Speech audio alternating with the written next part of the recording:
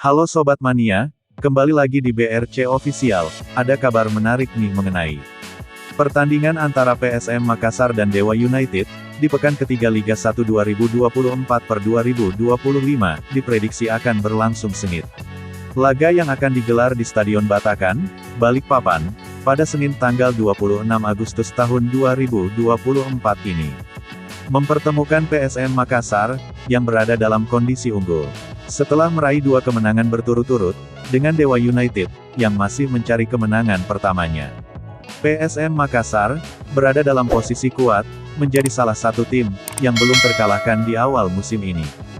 Dengan performa yang solid, tim Juku Eja berambisi untuk melanjutkan tren positifnya, dan mempertahankan posisi di puncak klasemen. Sementara itu, Dewa United datang dengan motivasi tinggi, untuk bangkit, setelah hanya meraih hasil imbang di 2 pertandingan sebelumnya. Tim Tangsel Warrior, yang dipenuhi pemain-pemain bintang, akan berusaha keras, untuk meraih kemenangan pertamanya. Pelatih PSM Makassar, Bernardo Tavares, mengharapkan dukungan penuh dari para supporter di Stadion Batakan. Menurutnya, dukungan ini akan memberikan semangat tambahan, bagi para pemain. Ia juga mengingatkan timnya untuk tetap fokus dan rendah hati, mengingat, perjalanan musim ini masih panjang, dan timnya masih dalam proses membangun konsistensi. PSM Makassar, diperkirakan akan menurunkan formasi terbaiknya.